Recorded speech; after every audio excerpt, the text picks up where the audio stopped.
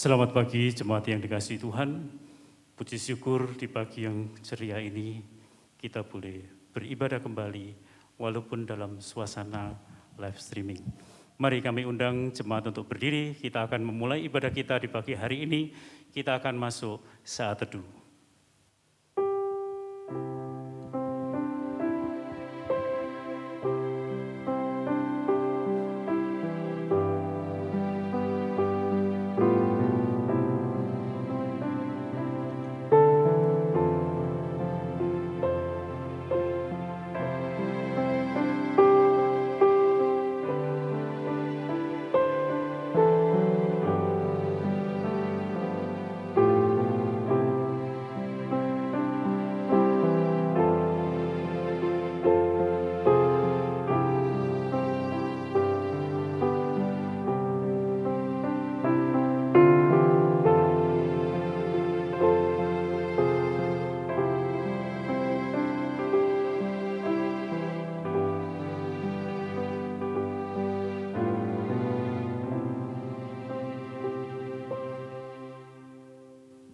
Jemaat Tuhan, dimanapun kita berada, mari kita memulai kebaktian kita di pagi hari ini dengan sebuah keyakinan bahwa pertolongan kepada kita adalah di dalam nama Tuhan yang menciptakan langit dan bumi.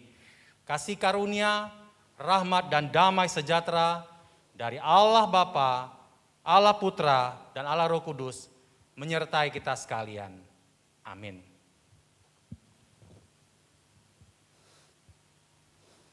Shalom， 亲爱的兄弟姐妹们，正在看网络现场的直播，大家早上好。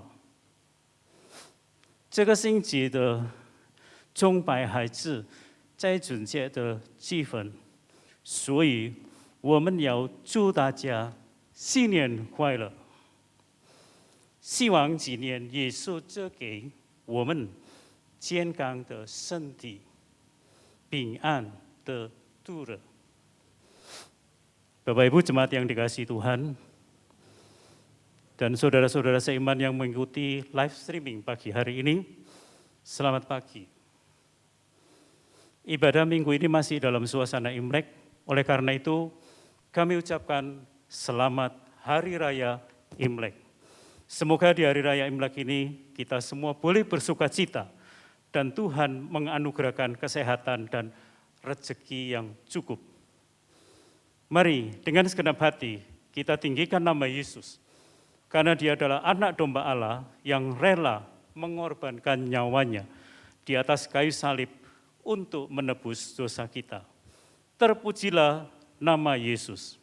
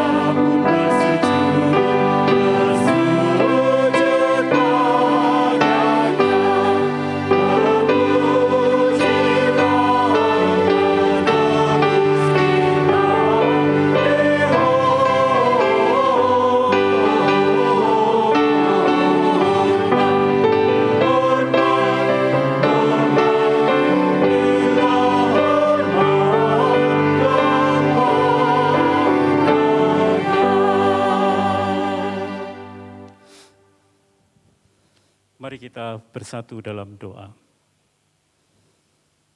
Ya Bapa,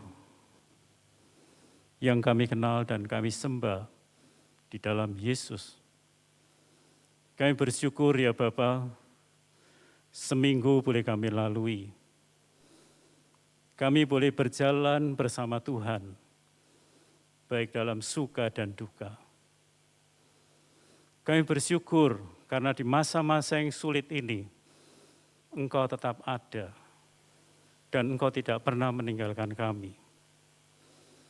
Ya Bapa, pagi ini kami akan beribadah. Kami akan memuji, menyembah nama-Mu. Teristimewa ya Tuhan, kami ingin mendengarkan firman-Mu. Walaupun kami tidak bisa beribadah secara bersama, tapi kami tetap bersyukur karena melalui live streaming ini, kami tetap boleh memuji Engkau, menyembah Engkau. Ya Tuhan, pagi ini kami mengingat saudara-saudara kami yang mungkin mereka lelah, mungkin mereka putus asa, mungkin mereka meninggalkan Engkau. Mari Tuhan, Engkau menilik saudara-saudara kami yang mengalami masalah. Biarlah Tuhan boleh menguatkan mereka. Dan di pagi ini Tuhan, sebelum kami memuji Engkau, menyembah Engkau, biarlah Tuhan boleh menguduskan kami. Ampuni ya Tuhan dosa-dosa kami. Ampuni Tuhan kesalahan-kesalahan kami yang sudah kami lakukan, baik terhadap sesama maupun kepada Engkau. Akhirnya Bapa, ibadah kami pada pagi hari ini, dari permulaan pertengahan sampai akhirnya kami serahkan di dalam pimpinan tangan-Mu. Biarlah Tuhan yang memimpin, nama Tuhan dimuliakan, dan kami boleh memperoleh berkat-Mu. Terima kasih Bapa. Di dalam nama Tuhan Yesus kami bersyukur dan berdoa. Amin. Jemaat yang dikasihi Tuhan, pagi ini kita akan mendengarkan berita anugerah. Berita anugerah pagi ini diambil dari Yohanes 3 ayat 16. Demikian firman Tuhan. Karena begitu besar kasih Allah akan dunia ini, sehingga Ia telah mengaruniakan anaknya yang tunggal, supaya setiap orang yang percaya kepadanya tidak binasa, melainkan beroleh hidup yang kekal. Jemaat yang dikasihi Tuhan, kami undang jemaat untuk bangkit berdiri. Mari bersama dengan orang percaya dari segala abad dan tempat, kita mengikrarkan pengakuan iman kita, pengakuan iman rasuli. Aku percaya kepada Allah, Bapa yang Maha Kuasa, Khalik langit dan bumi, dan kepada Yesus Kristus, Anak yang tunggal Tuhan kita, yang dikandung dari Roh Kudus, lahir dari anak darah Maria, yang menderita sengsara di bawah pemerintahan Pontius Pilatus, disalibkan, mati dan dikuburkan, turun ke dalam kerajaan maut. Pada hari yang ketiga, bangkit pula dari antara orang mati, naik ke surga, duduk di sebelah kanan Allah, Bapa yang Maha Kuasa, dan dari sana Ia akan datang untuk menghakimi orang yang hidup dan yang mati. Aku percaya kepada Roh Kudus, gereja yang kudus dan am, persekutuan orang kudus, pengampunan dosa, kebangkitan tubuh, dan hidup yang kekal. Amin. Jemaat dipersilakan duduk kembali. 兄弟姐妹们，耶稣爱我们，他的孩子，他有愿意挽救我们的罪恶，牺牲自己的生命。作为他的孩子，在我们的生活中，我们要永远爱着耶稣。我们一起合唱：耶稣爱我，我知道。然后继续合唱：我要永远爱着耶稣。Bapak Ibu yang dikasihi Tuhan, Yesus menyayangi kita, anak-anaknya. Dia rela mengorbankan nyawanya untuk menebus dosa-dosa kita semua. Sebagai anak-anaknya, selama hidup kita, Mari kita mencintai Yesus selamanya. Kita pujikan Yesus爱我我知道 dan dilanjutkan dengan lagu 我要永永远远爱着耶稣。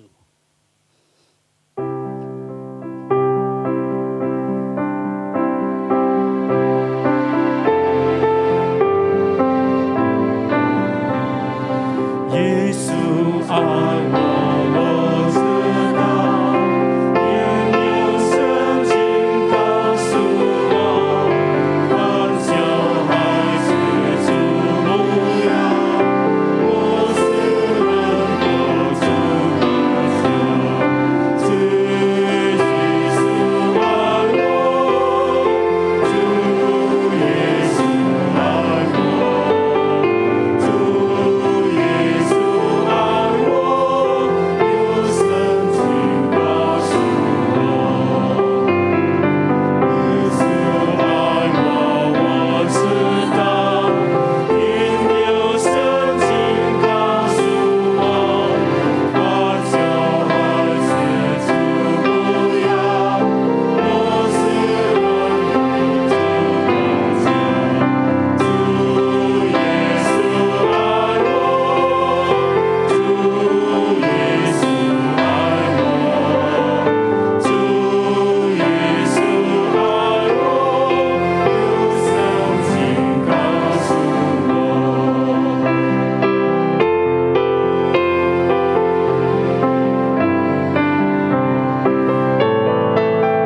Yesus sayang padaku, Alkitab mengajarku, walaupun kecil lemah, Tuhan Yesus kasihku. Yesus Tuhanku, sayang padaku. Itu firman-Nya di dalam Alkitab.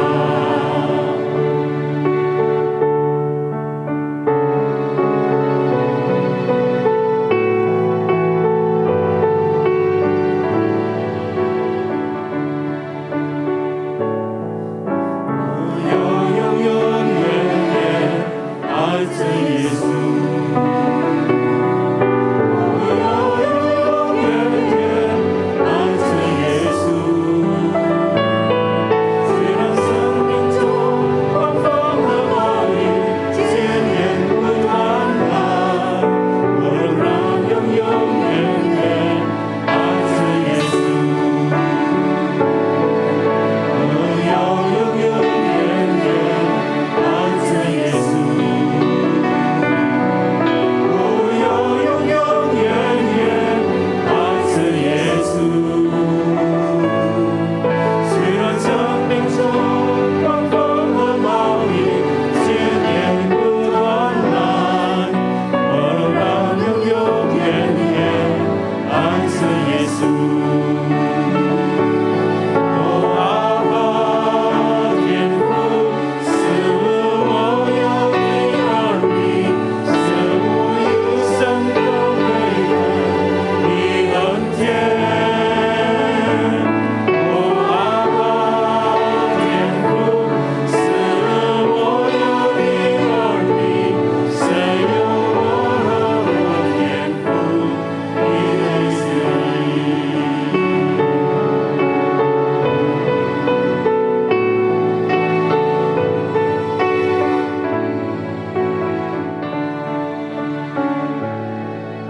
Ku mau cinta Yesus selamanya.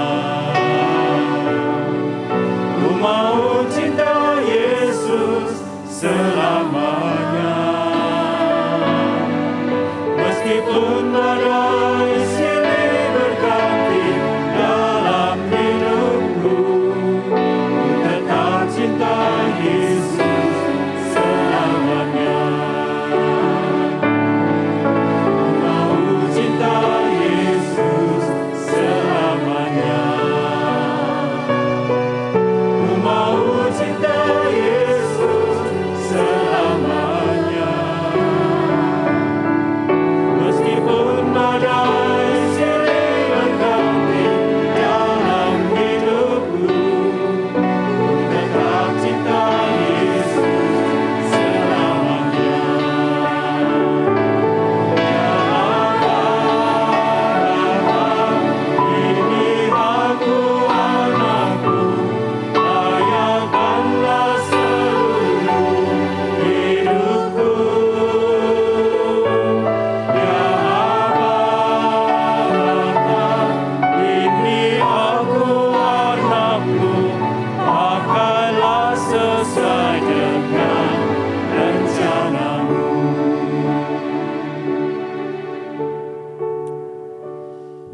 Jemaat yang dikasihi Tuhan, dunia boleh berubah.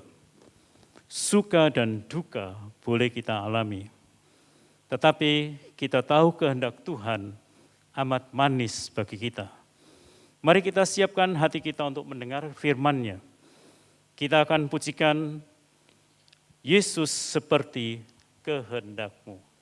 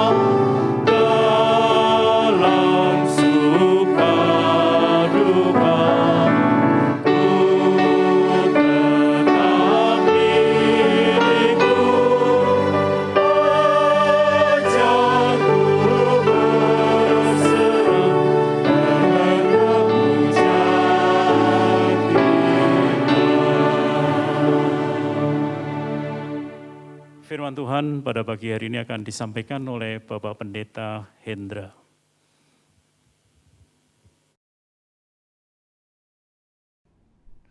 Jemaat, sebelum kita mendengarkan firman Tuhan, kita masuk di dalam doa. Ya Tuhan, kami sungguh bersyukur jikalau pada pagi hari ini kami kembali akan mendengarkan, merenungkan sebagian dari firman Tuhan. Secara khusus dalam memperingati hari transfigurasi, biarlah kami boleh belajar dari peristiwa transfigurasi ini untuk menguatkan iman kami dan juga untuk memberikan petunjuk bagaimana kami hidup di tengah-tengah dunia dengan segala pergumulan yang ada. Berkati untuk pembacaan perenungan firman Tuhan, kiranya nama Tuhan yang ditinggikan dan dimuliakan. Dalam nama Tuhan Yesus kami berdoa dan mengucap syukur. Amin.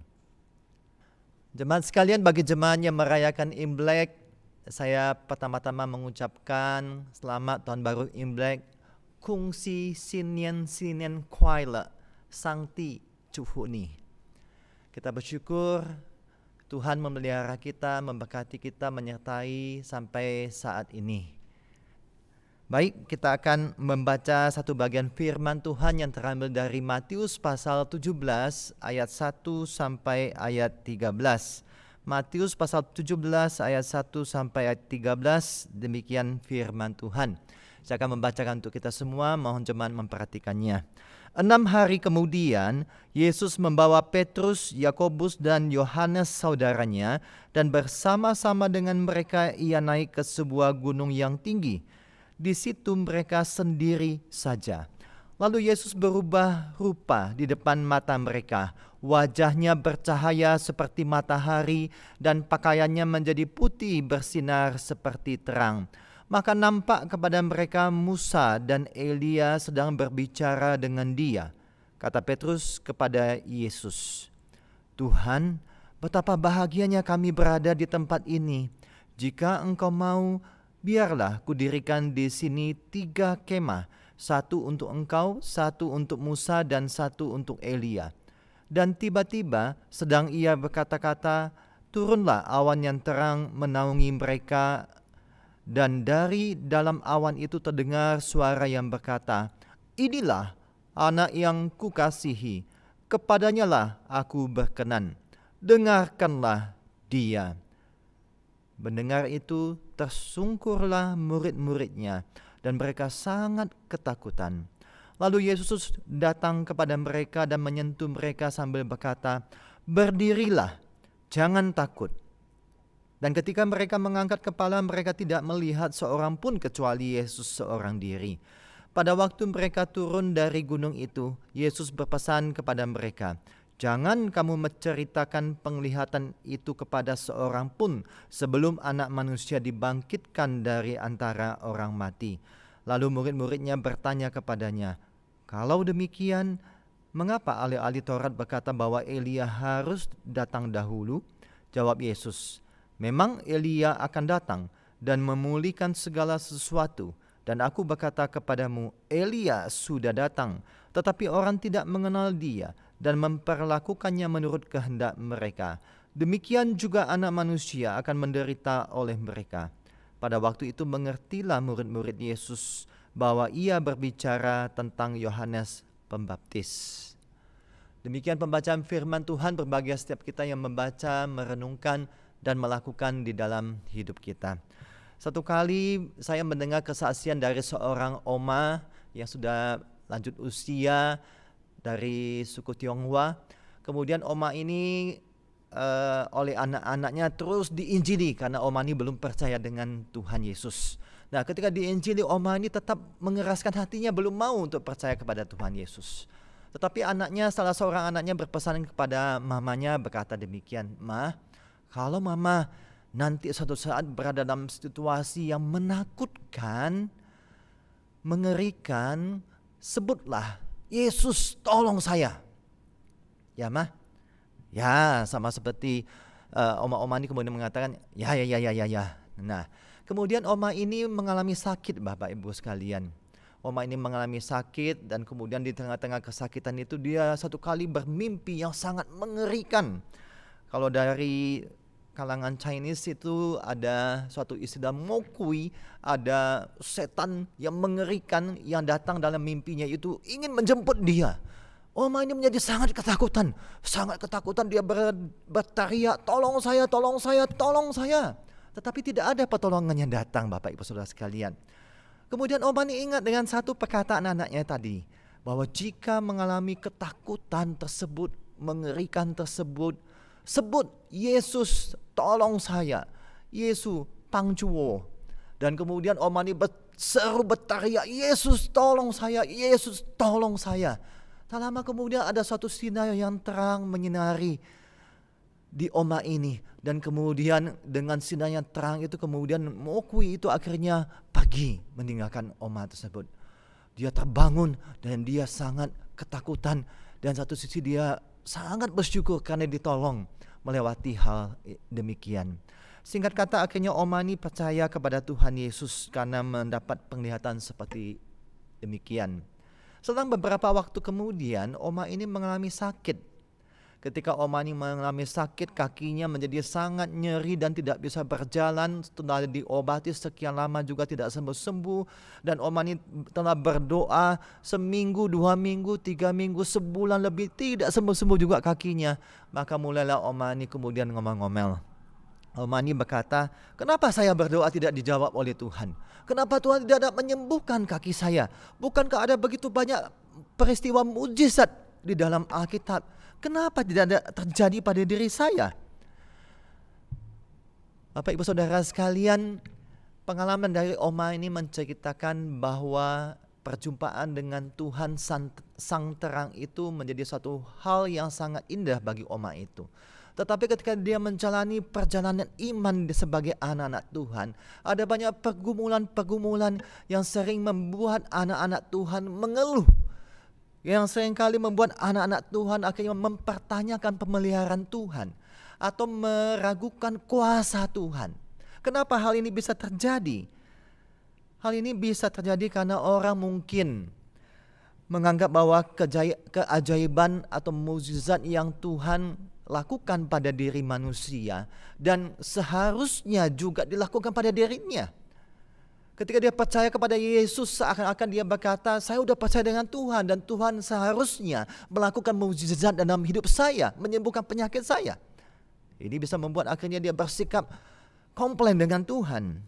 Atau sesungguhnya orang ini tidak mengenal Yesus sesungguhnya seperti yang Yesus ingin dikenal. Orang ini ingin mengenal Yesus seperti pikiran dia, seperti maunya dia mempercayai Yesus. Nah, Bapak Ibu Saudara sekalian, di hari transfigurasi, peringatan transfigurasi ini yaitu perubahan dalam diri Tuhan Yesus yang pada teks yang kita baca ini, maka kita bisa membaca, melihat bahwa peristiwa ini merupakan suatu peristiwa yang khusus, yang spesial, dicatat. Peristiwa yang khusus, yang spesial yang dicatat di dalam Alkitab tentang peristiwa transfigurasi, perubahan diri Yesus di atas gunung. Bapak Ibu Saudara sekalian, tentu saja ada suatu tujuan ketika Yesus mengajak ketiga muridnya yang terdekat dalam inner circle, lingkaran dalam dari semua murid yang ada, Petrus, Yakobus, Yohanes. Yesus mengajak ketiga muridnya ini untuk naik pada suatu gunung. Kemudian di sanalah kemudian mereka bisa berdoa. Dan Lukas mencatat bahwa mereka berdoa di atas gunung tersebut. Kemudian mungkin karena kecapean sehingga muridnya tertidur. Dan ketika cuaca yang sudah mulai gelap tersebut, tak lama kemudian ketika murid-murid tertidur, maka terjadilah peristiwa transfigurasi ini. Perubahan bentuk yang dialami oleh Tuhan Yesus.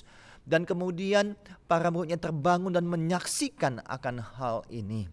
Nah, saudara, yang dikasihi oleh Tuhan, Yesus mengalami transformasi yang unik di mana Matius mencatat bahwa wajah Yesus bercahaya seperti matahari. Pakaian Yesus menjadi putih bersinar seperti terang. Yang menarik, putih dikaitkan dengan bersinar karena umumnya pakaian putih, seputih-putihnya pakaian maupun mungkin dicuci dengan baik lin pemutih dan sebagainya, putih tetapi tidak bersinar bercahaya. Tetapi penggambaran yang dikatakan oleh Matius ini mencatat bahwa pakaian Yesus itu putih bersinar. Putih bersinar, pakaian putih bersinar dan wajah seperti matahari menyinari, menggambarkan perubahan keberadaan surgawi pada diri Tuhan Yesus. Nah, saudara sekalian, yang lebih mengagumkan lagi adalah kemunculan dua orang tokoh dalam perjanjian lama, yaitu Musa dan Elia. Musa dan Elia. Memang tidak ada penjelasan bagaimana para murid bisa mengenal Musa dan Elia. Mungkin lewat tradisi yang pernah diceritakan akhirnya para murid bisa mengenal, oh ini Musa, ini Elia. Tapi yang pasti Alkitab mencatat bahwa Musa mewakili hukum Tuhan. Musa mewakili hukum Tuhan, yaitu ketika Tuhan bertemu dengan umatnya dalam kitab Keluaran. Kemudian di atas gunung Sinai hanya Musa yang diperbolehkan naik di atas gunung. Dan kemudian Tuhan menyampaikan 10 perintah Allah kepada Musa. Dan ketika Musa turun dari gunung tersebut, maka orang Israel melihat bahwa wajah Musa bersinar, bercahaya. Sehingga mereka mengalami ketakutan. Dan ketika semua mereka melihat wajah yang bersinar itu, mereka mengalami ketakutan dan meminta supaya Musa menutupi wajahnya. Kemudian akhirnya mereka baru bisa berbicara dan Musa menyampaikan apa yang Tuhan beritakan. Bagaimana dengan Elia? Elia adalah nabi yang terkemuka dari para nabi-nabi. Elia dikatakan memainkan peranan yang sangat penting, yaitu ketika menyatakan kemuliaan Tuhan. Yaitu ketika Elia harus berhadapan dengan 450 nabi Baal. Dan di dalam pertandingan tersebut maka Elia memproklamirkan bahwa Allah lah yang seharusnya bangsa Israel percayai. Allah lah yang seharusnya bangsa Israel imani dan sembah selama-lamanya. Bukan kepada dewa-dewa, bukan kepada Baal maupun dewa lainnya. Dan di sana kita bisa melihat bagaimana Elia menyatakan kemuliaan Tuhan. Ketika Elia berdoa meminta api dari langit, maka api turun dan membakar korban persembahan tersebut walaupun sudah disiram oleh air yang banyak, habis. Dan disitulah kemuliaan Tuhan dinyatakan. Dan dua tokoh ini pada akhirnya menyatakan seluruh wahyu perjanjian lama digenapi di dalam Yesus Kristus. Menjadi pertanyaannya, apa yang dibicarakan Tuhan Yesus ketika mengalami transfigurasi bersama Musa dan Elia? Bersyukur Injil Lukas kemudian mencatat bahwa mereka membicarakan tentang kepergiannya yang harus digenapi ke Yerusalem. Dalam arti kata berbicara tentang kematian dan penderitaan Tuhan Yesus. Jadi peristiwa transfigurasi Yesus selain menyatakan kemuliaan Yesus, juga sesungguhnya adalah peristiwa yang untuk menguatkan Yesus. Allah Bapa menguatkan, meneguhkan Yesus untuk menjalani jalan penderitaan, jalan salib yang harus ditanggungnya. Nah, ketika Yesus menyaksikan peristiwa transfigurasi ini, kemudian Petrus berkata kepada Yesus, "Tuhan, betapa bahagianya kami berada di tempat ini. Jika Engkau mau, aku akan mendirikan kemah di sini. Satu untuk Engkau, satu untuk Musa, satu untuk Elia." Petrus secara spontan menikmati kenyamanan suasana supranatural yang mungkin belum pernah dialaminya. Kemudian Petrus merasa sangat nyaman dan memberikan usulan demikian. Tetapi kita melihat bahwa Allah menyatakan hal yang berbeda.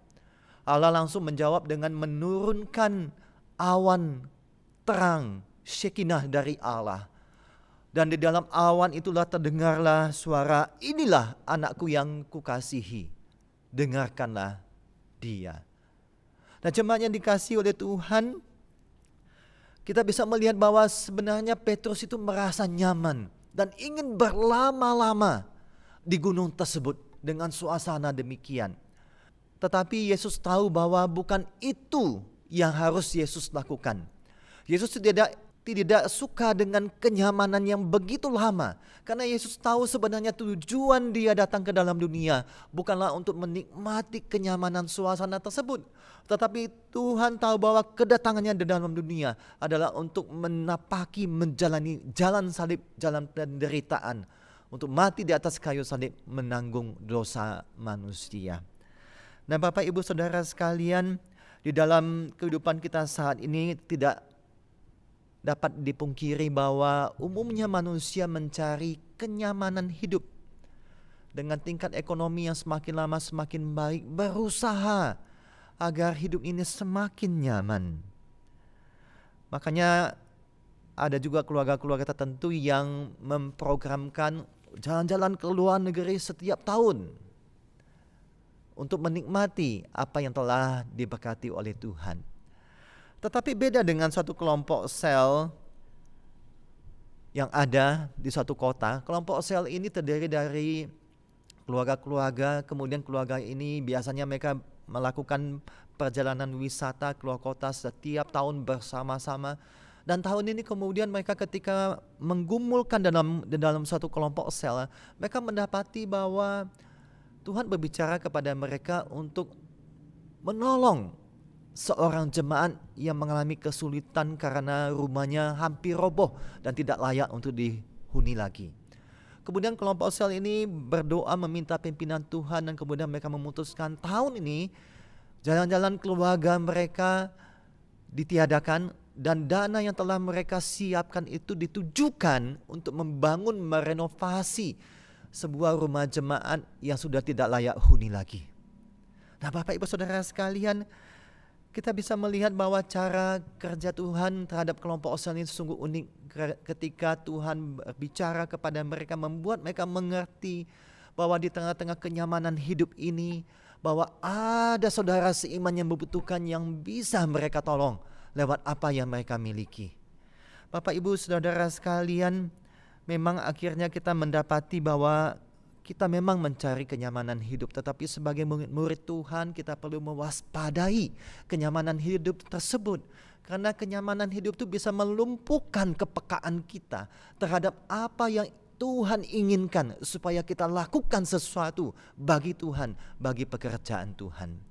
Bapak Ibu Saudara yang dikasihi oleh Tuhan, kemudian kita lanjutkan dengan peristiwa transfigurasi. Kemudian Yesus mengajak para murid-muridnya untuk turun dari gunung itu. Tidak berlama-lama di atas gunung tersebut, tetapi turun untuk menjalani jalan salib tersebut. Namun Yesus kemudian memberikan suatu pesan kepada murid-murid, yaitu jangan kamu katakan kepada siapapun sebelum Anak Manusia dibangkitkan. Dalam arti kata di sini berarti bahwa misi Yesus meliputi bukan saja menapaki jalan salib sampai di atas kayu salib, tetapi juga nantinya dalam kebangkitan yang akan dialami oleh Tuhan Yesus Kristus. Nah saudara sekalian, kalau kita membaca kisah ini kemudian sampai selesai, maka kita akan mendapati bahwa Yesus memakai tokoh-tokoh Elia dan tokoh-tokoh Yohanes Pembaptis.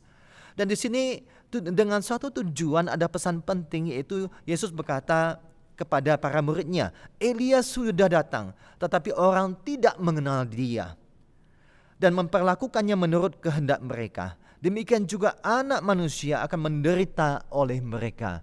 Dalam arti lain bahwa Yesus telah menceritakan dalam perikop sebelumnya, Yesus sudah memberitakan pemberitahuan pertama tentang penderitaan yang harus dialami, kematian yang harus dijalaninya. Dan ini menguatkan apa yang telah disampaikannya.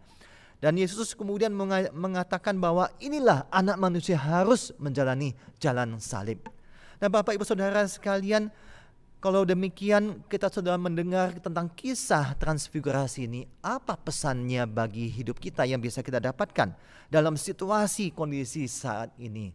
Bapak Ibu jemaat sekalian, mungkin saat ini kita masih merasakan, menyadari bahwa dalam masa-masa pandemi ini, ternyata pandemi ini mengacaukan akal kita, emosi kita, perasaan, bahkan pekerjaan, bahkan mungkin iman kita. Begitu besar dampak yang dialami oleh kita karena pandemi ini. Atau mungkin di tengah-tengah kita di tengah-tengah keluarga kita, mungkin kita tersakiti oleh perilaku, oleh sikap pasangan kita. Mungkin kita juga bergumul melayani di dalam masa pandemi ini dengan protokol kesehatan yang ada, sehingga harus menggunakan ini dan itu membuat kita tidak nyaman, Bapak Ibu Saudara sekalian. Oleh karena itu, marilah di tengah-tengah pergumulan ini kita mendengarkan pesan seperti yang suara yang muncul dalam awan terang Shekinah Allah, yaitu inilah anakku yang kukasihi, kepadanya lah aku berkenan. Kita perhatikan kalimat yang terakhir, dengarkanlah dia. Bapak Ibu Saudara sekalian, kata dengarkanlah dia. Dengarkanlah dia. Ya, dengarkan ini dalam bahasa aslinya dengan tensis tertentu yang mengajarkan bahwa suatu perintah yang harus dilakukan terus-menerus dalam hidup para murid. Dengan demikian maka kita yang hidup dalam zaman sekarang pun harus mengerti bahwa dengarkanlah dia, yaitu Yesus, perlu kita lakukan terus-menerus dalam hidup kita. Dalam situasi apapun, dalam pergumulan apapun dalam hidup kita, dengarkanlah dia. Sebagai orang percaya, sebagai anak Tuhan, mungkin kita menghadapi situasi-situasi yang berbeda. Tetapi prinsip sama, dengarkanlah dia dan taatlah pada dia. Bisa jadi Bapak Ibu lagi mengalami permasalahan relasi keluarga, suami istri, dan mungkin terbesit pikiran untuk berpisah.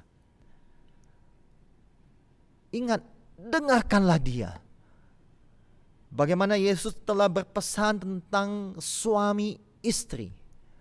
Bagaimana Yesus telah meneguhkan bahwa apa yang telah dipersatukan oleh Allah jangan dipisahkan oleh manusia. Mungkin bisa jadi para pelayan merasa lelah, tidak nyaman dengan situasi pelayanan yang ada. Maka dengarkanlah dia. Dengarkanlah Yesus yang pernah berkata bahwa anak manusia datang bukan untuk dilayani, tetapi untuk melayani dan memberikan tebusan, nyawanya menjadi tebusan bagi banyak orang. Mungkin dalam pelayanan kita, dalam tanda kutip, baru berkorban perasaan ketidaknyamanan, tetapi kemudian kita mengatakan, oke, saya tidak mau melayani lagi.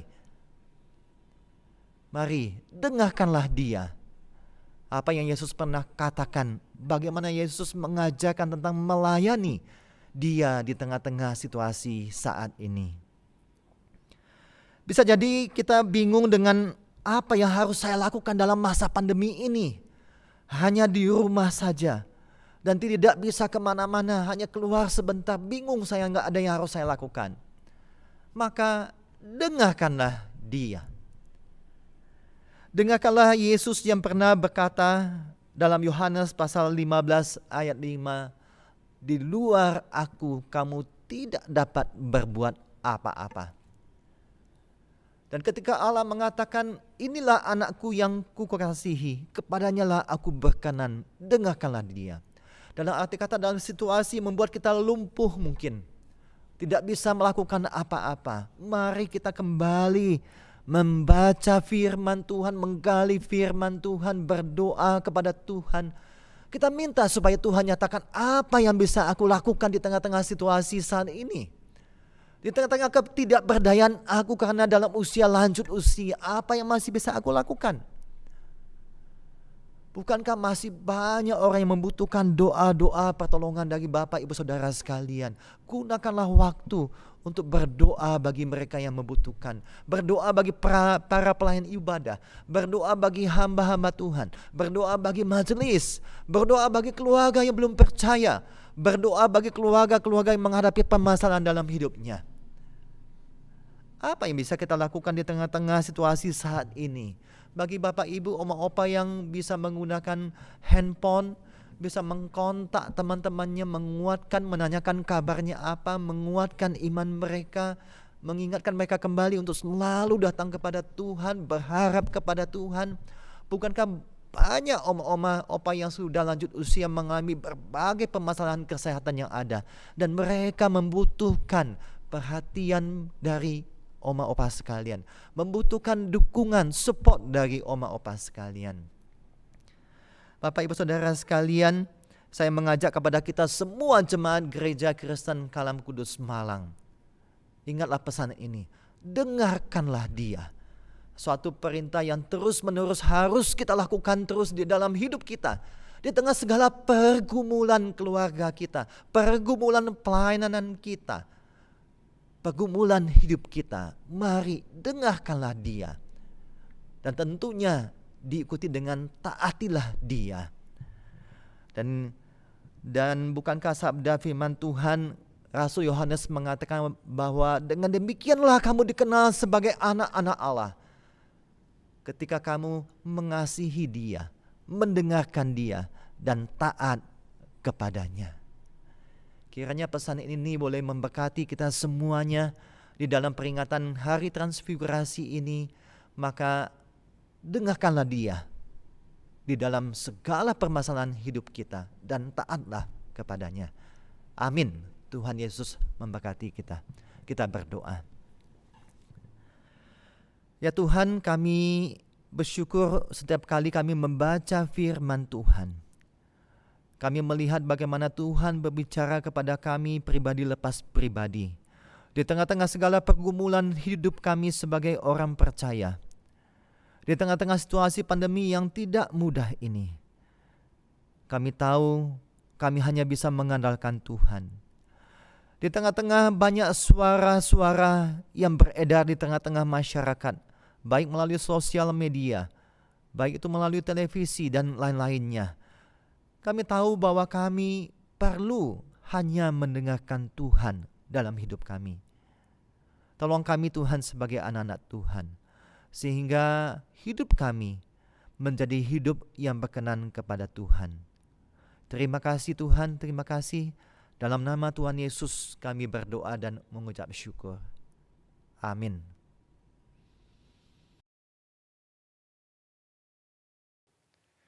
Jemaat dikasihi oleh Tuhan, mari kita sama-sama masuk di dalam doa sebelum kita memberikan persembahan kita. Mari kita berdoa. Hendaklah masing-masing memberi menurut kerelaannya, jangan dengan sedih hati atau karena paksaan. Sebab Allah mengasihi orang yang memberi dengan sukacita. Bapa Surgawi, terima kasih ya Tuhan. Kami boleh disatukan di dalam ibadah kami pada pagi hari ini. Kami boleh sungguh-sungguh merasakan hadirat Tuhan di dalam pujian, di dalam doa dan firman Tuhan yang sudah memberikan kekuatan bagi setiap kami. Dan kami diberi kesempatan untuk memberi persembahan. Kami menyadari semuanya itu berasal daripada Tuhan. Dan kiranya Tuhan sendiri akan menolong kami. Boleh terus memberikan yang terbaik bagi Tuhan. Dan Tuhan memberkati segala usaha pekerjaan kami. Tuhan juga akan menolong gereja boleh mengelola keuangan ini untuk dipakai bagi kemuliaan Tuhan. Dan bukan hanya melalui persembahan uang yang boleh kami berikan, tapi firman Tuhan mengajarkan kami untuk mempersembahkan hidup kami sebagai persembahan yang kudus, yang berkenan kepada Allah. Itulah ibadah kami yang sejati. Terima kasih ya Tuhan, kami saat ini juga mau berdoa bagi bangsa dan negara kami ya Tuhan. Khususnya ya Tuhan dalam penanganan penyebaran COVID-19. Kami berdoa ya Tuhan, biarlah vaksinasi yang telah disebar, kiranya Tuhan menolong memberkati dan biarlah setiap masyarakat Indonesia semuanya boleh divaksinasi dan penularan COVID ini ya Tuhan boleh segera dapat diatasi. Bapak, kami juga mau berdoa untuk gereja kami. Kami menyerahkan gereja kami dalam segala pergumulannya ya Tuhan. Kami bersyukur untuk setiap para majelis yang telah terpilih dan mau melayani Tuhan, kiranya Tuhan terus mendukung para majelis kami ya Tuhan bersama dengan keluarga. Dan minggu ini ada rapat pleno perdana, kiranya Tuhan akan menolong supaya setiap para majelis kami ya Tuhan, Kau karuniakan hikmat boleh terus menjadi pelayan-pelayan Tuhan di dalam kemajelisan. Kami terus berdoa juga ya Bapa untuk pergumulan jemaat-jemaat Tuhan. Kami berdoa kiranya dalam segala kesulitan-kesulitan yang mereka hadapi, mereka tetap beriman dan mengandalkan Tuhan. Karena firman Tuhan berkata, diberkatilah oleh yang mengandalkan Tuhan dan yang menaruh harapannya pada Tuhan. Terima kasih Bapa di surga, kami percaya Engkau sudah mendengar doa kami. Demi nama Yesus Kristus, kami sudah berdoa. Amin. Shalom Bapak Ibu yang dikasihi Tuhan, apa kabar kita semua? Saya percaya kita semua dalam perlindungan dan penyertaan Tuhan. Nah, di tengah-tengah suasana Imlek, kita boleh bersuka cita bersama dan kita saat ini telah menyanyikan puji-pujian yang begitu indah bagi Tuhan. Dan saya mewakili seluruh rohaniwan dan majelis gereja turut mengucapkan kungsi, Singyen Kuai Le, Singyen Mong En, Li Sang Jia Li, En Sang Jia En, Ai Zu Gen Shen. Dalam arti selamat tahun baru yang penuh sukacita, tahun baru yang diberkati Tuhan. Semakin bertambah anugerah, semakin bertambah berkat Tuhan, dan semakin kita mengasihi Tuhan.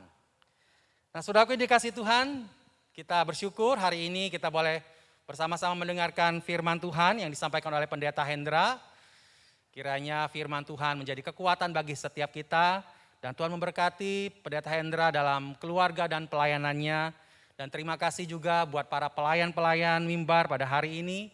Tuhan yang menolong setiap kita boleh diperlengkapi, melayani lebih baik lagi di masa-masa yang akan datang. Terima kasih juga atas dukungan jemaat dalam persembahan rutin, persembahan aksi COVID, dan persepuluhan melalui transfer ataupun scan QR Code. Kiranya Tuhan memberkati segala usaha dan pekerjaan Bapak Ibu Saudara. Dan saatnya mari kita sama-sama melihat warta tayang berikut ini. Shalom, sidang jemaat yang dikasihi oleh Tuhan Yesus Kristus. Kita sungguh bersyukur untuk pemeliharaan Tuhan kepada kita sampai pada hari ini. Jemaat, ada satu ingatan yang harus tertanam kuat di dalam hati dan pikiran kita, yaitu ingatan akan anugerah Tuhan yang khusus, yaitu keselamatan. Efesus 2 ayat 8-9 berkata, sebab karena kasih karunia kamu diselamatkan. Itu bukan hasil usahamu tetapi pemberian Allah. itu bukan hasil pekerjaanmu, jangan ada orang yang memegahkan diri. Ya, keselamatan kita semata-mata karena anugerah dari Tuhan melalui karya Kristus yang mati di atas kayu salib. Darahnya yang sangat mahal, yang tak ternilai, telah membasuh kita, menyucikan kita, memurnikan hidup kita. Mari jemaat, menjelang ibadah Jumat Agung tanggal 2 April 2021 dan Paskah tanggal 4 April 2021, ada beberapa hal yang penting untuk kita perhatikan. Mulai tanggal 17 Februari sampai 40 hari ke depan, yaitu di masa Lent, yaitu masa persiapan untuk peringatan kematian dan kebangkitan Kristus, maka sapaan pastoral pagi hari akan menyapa Bapak Ibu Saudara sekalian untuk menolong kita merefleksikan diri kita, mempersiapkan hati, jiwa, dan emosi kita, mengingat kembali karya agung Kristus di atas kayu salib dan karya kebangkitan Kristus. Yang kedua, minggu depan tanggal 21 Februari kita memasuki minggu Prapaskah pertama sampai minggu Prapaskah kelima. Khotbah yang disampaikan juga akan mengingatkan kita akan kefanaan manusia, keberdosaan manusia, dan kebergantungan kita akan anugerah Tuhan semata.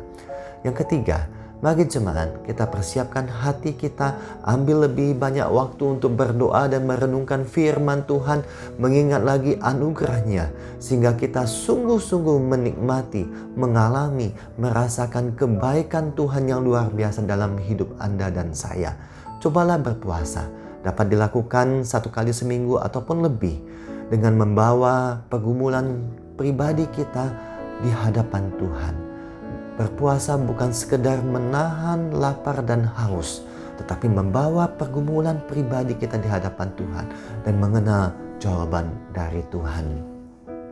Kiranya semuanya ini dapat mengantarkan kita kepada kedalaman makna dari peringatan Jumat Agung dan perayaan Paskah gereja kita tahun ini.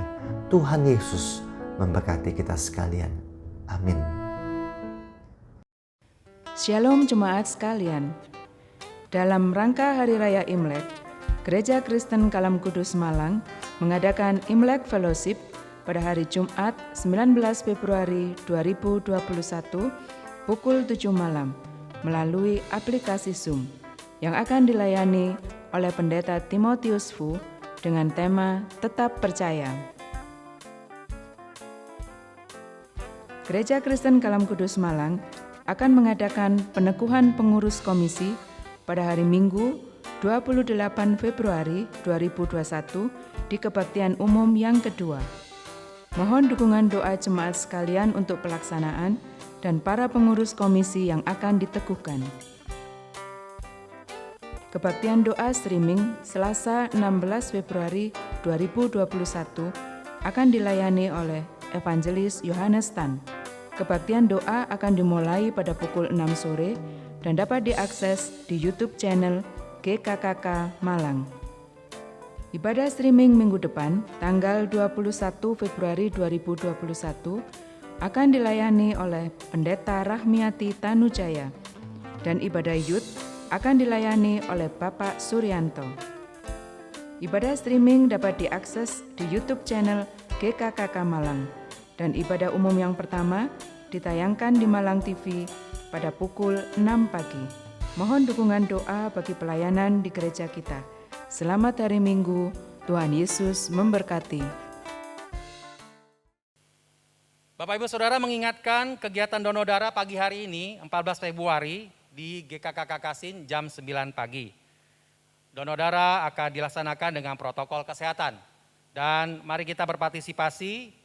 Silakan hubungin Bapak Iwan Mulyadi sebagai kontak person. Dan menghimbau jemaat penyintas COVID yang sudah dinyatakan sembuh dapat donor darah konvalens dengan syarat dan ketentuan yang berlaku. Dalam rangka menyambut merayakan Imlek, gereja kita mengadakan Imlek Fellowship pada hari Jumat 19 Februari 2021 pukul 7 malam. Dengan pembicara Pendeta Timotius Fu. Kiranya semua jemaat bisa join dalam acara ini. Kemudian kita terus mendukung pemerintah daerah Kota Malang dalam penanganan kasus COVID. Doakan untuk seluruh pemulihan masyarakat yang terpapar virus COVID. Dan jemaat di tengah-tengah kondisi seperti ini kami tetap menghimbau jemaat sekalian tetap waspada, jangan lengah, jangan anggap remeh penularan COVID. Ikuti protokol kesehatan, ketika kita keluar rumah jangan lupa pakai masker, sering cuci tangan, jaga jarak, dan kita tetap mengandalkan Tuhan dan hati kita berpaut kepada Tuhan. Dan sekarang saya undang jemaat untuk boleh bangkit berdiri. Kita akan sama-sama mengakhiri kebaktian kita pada pagi hari ini. Kita menaikkan pujian doksologi dan akan menerima berkat dari Tuhan.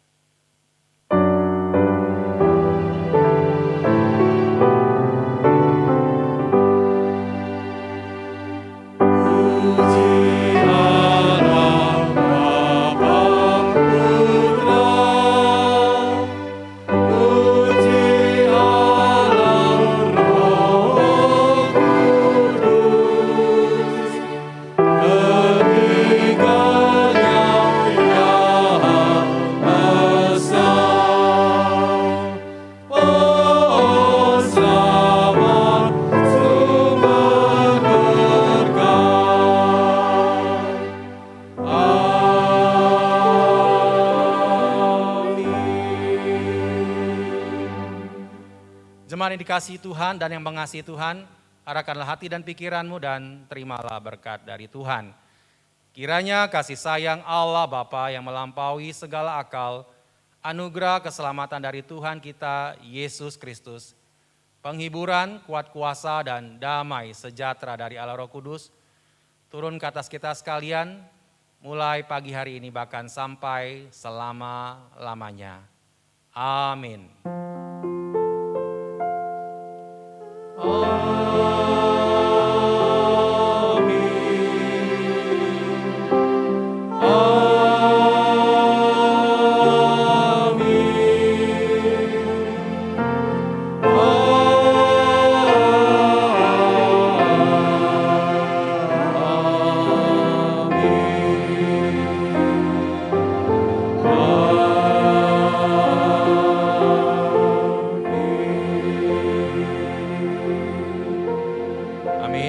Silakan duduk saat teduh. Demikian kebaktian kita pada pagi hari ini. Tuhan Yesus memberkati kita semua.